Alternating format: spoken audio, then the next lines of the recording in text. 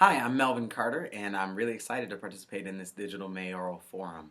I'm running for mayor in a city my family has been in for 4 generations, a city whose schools and rec centers raised me, and a city that I believe has limitless potential, and looking forward to the conversation. We have an enormous need for jobs in our communities, living wage jobs that allow families to pay the rent, to put food on the table, and be able to just afford the basic necessities. That's why I support raising the minimum wage to $15 an hour. No one who works full time should ever be stuck living in poverty in our city. But we can do much more than just that. When I was on the city council, I led the process to create our city's Department of Human Rights and Equal Economic Opportunities, whose charge is to ensure that as the city does contracting and purchasing, we let those contracts in ways that are fair to businesses owned by people of color.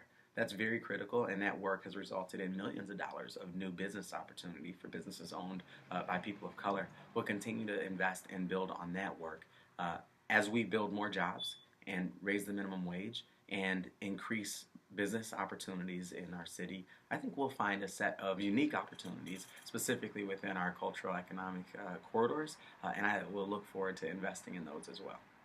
Preparing our workforce for the jobs of today and the jobs of tomorrow is a critical need for us. A report came out last week that says that for every 10 job openings in the Twin Cities metro area right now, there are only 8 unemployed people. So our first challenge has to be to identify the barriers that are keeping people from taking the jobs that currently exist.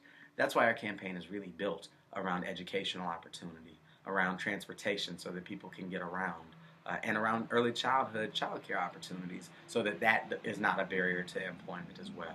We can partner much better with our technical schools and our local colleges to ensure a much wider set of routes to the future for our children. For too long, we've bought into this notion that the only route to success is a traditional 4-year college. Meanwhile, our unions, our apprenticeship programs, our pre-apprenticeship programs, and our award-winning St. Paul College right here in St. Paul are putting students on a path to success. We have to work together to ensure more paths to success and ensure that our children know that they can either grow up to be a doctor, a teacher, an electrician, a plumber, that there are all kinds of jobs in the future, and we're ready to prepare our students for all of them. Preparing our young people for the jobs of today and tomorrow has to be a critical goal for us. That's why I've been so focused on education all of my career. From the time I spent on the St. Paul City Council, starting the St. Paul Promise neighborhood, which has since leveraged over $20 million of investments in St. Paul students and their families, and of course including the last 4 years, which I've spent as an education advisor to Governor Mark Dayton, leading the way on early childhood opportunities such as pre-K and full-day kindergarten and high-quality child care all over our state. That work is very critical. We have to expand on that work right here in St. Paul. I'm championing a pilot system, a payment in lieu of tax system, where we can partner better with our nonprofit tax-exempt properties, such as the hospitals and universities in this city, to say much more than we just want to check from you. I think we have the opportunity to say to them, we want you to help us with city building. Where our universities are concerned, we want you to help us make sure that every student in St. Paul can access an affordable higher education. We have to be willing to accept that excitedly as part of their contribution to city building. Where our hospitals are concerned, we can excitedly invite our hospitals to continue partnering with us to make sure that all of our families can afford high quality health care. That's an opportunity to invest in our schools and our students so that the students who come to school today worried about where they're going to sleep tonight can tomorrow come to school and worry about homework.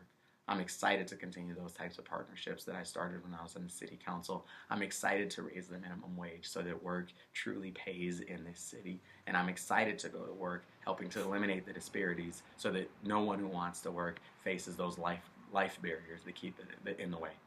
We spend far too much time in this city managing symptoms instead of cutting to core solutions. For me, if we want a safe, thriving, vibrant city with a strong economic tax base, that starts with making sure that we have a city that promises a high quality of life for everyone. It starts with making sure that all of our children can access good schools and feel hopeful about their future. It starts with making sure that all of our families know that this is a local economy that works for them, where we can find a job that pays a living wage, where we can afford to live with dignity in a wide variety of housing options, and we can afford to put food on the table. That starts with knowing we can open a business in our community and find all kinds of support and help from City Hall. We, for too long, have seen our role as a city as making sure the big pieces are in place.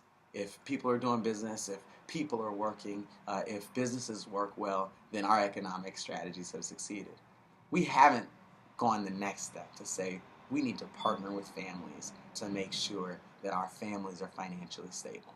That's why I'm proposing that we create an Office of Financial Empowerment for the city, so that we directly can partner with our community members, our nonprofits, and even our local banks to provide one-on-one financial counseling to make sure that our families have access to responsible banking and aren't paying the 300% interest rates that some pawn shops and same-day lenders are charging our community members, and to maximize the number of people in our community who are saving for retirement and saving for college. Those are things that we can do and we must do as a community to continue to build not just income equality, but economic equity for the long term.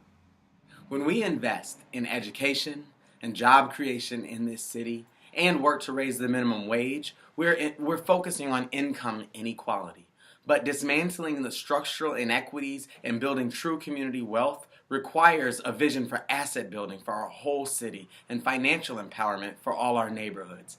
That's why I'm proposing building in the city an Office of Financial Empowerment that would work closely with our nonprofit leaders and our financial institutions to increase the number of families in St. Paul who are responsibly banked and saving for college and retirement, to provide one-on-one financial counseling so that we all know how money works and how to make our money work for us, and to explore short-term lending products that help make sure that everyone has access to capital and can escape the predatory lending practices that keep too many people stuck in poverty. Especially now, with the climate change denier in the White House. What we do at the local level to protect our environment and to fight climate change matters. The way we get around our community matters. That's why it's so important that we expand transit and bike lanes in our community. Our practices matter. We have almost 3,000 employees at the city, and our culture of turning off the lights and turning off our computers and protecting our environment goes a long way. In St. Paul, we send the Mississippi River to the rest of the country. So when we practice green design standards to keep our river clean and to protect our water, we do it as a matter of national security. As mayor, I will continue the gains that we've made around in protecting our natural resources under Mayor Coleman, and we'll advance that even further. We have to make sure that we communicate with our entire city that protecting our environment is a goal, and it's a goal that benefits all of us. So I'll focus on environment even further, though. I'll focus on environmental justice. On the east side, where much of our housing stock is aged and dilapidated, we have more children with lead poisoning than any other part of the city. In our Midway neighborhood, which has more auto traffic than almost any other place in the state, we have more children with asthma than almost anywhere else in the state. Those things aren't coincidence. They're a result of the way we've built our city. We can build our city in a new way that's sustainable, that produces justice, and that helps to continue to expand our tax base for all of us. We have too much poverty in St. Paul, and it's concentrated in ways that impact all of our community, every aspect of community life, from education to jobs to public safety.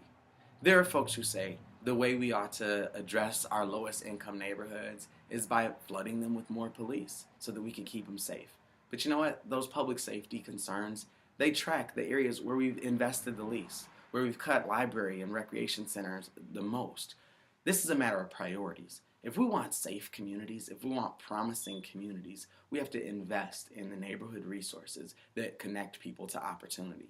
My neighborhood safety, my neighborhood vitalization plan centers around investing in our schools, investing in our recreation centers, in our libraries, investing in youth jobs, and making sure that we're connecting those strong, stable communities with officers who represent our community, who know our community, who have a stake in our neighborhoods, and have a mutual trust and respect with people in our community.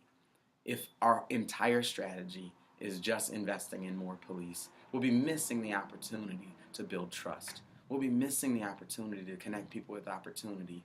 And we'll be spending all of the money that we could otherwise spend on our recreation centers and our parks. That's why I'm focused on making sure that St. Paulites in every neighborhood can afford to pay the rent and put food on the table. That's why I'm focused on making sure that all of our children can feel hopeful about their future and excited about their after-school programs and the experiences that they're having in our city. And that's why I'm focused on making sure that all of our officers, all of our recreation centers, down to the way we plow snow in our city, serves all of our neighborhoods well, with respect and dignity. St. Paul has a lot of opportunity to offer, and our city works really well for the people and for the neighborhoods that it's historically worked very well for.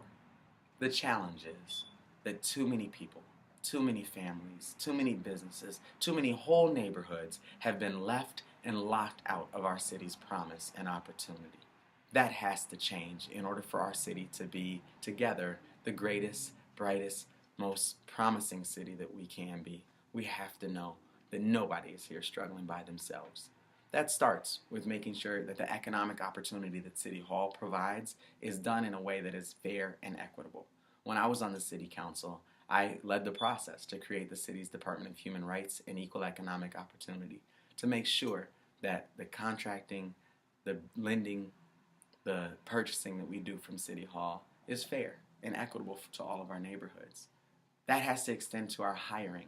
Our city's workforce has to reflect our diversity across all departments, not just the entry-level jobs, but all the way up to the mayor's office. That includes raising the minimum wage, making it easier to do business in our city, and looking at our neighborhoods that we've disinvested in and seeing the promise that exists there and not just problems to fix. This is the work that I've done as a city council member. This is the work that I've done as a community member, and I'm excited to continue doing this work as your mayor.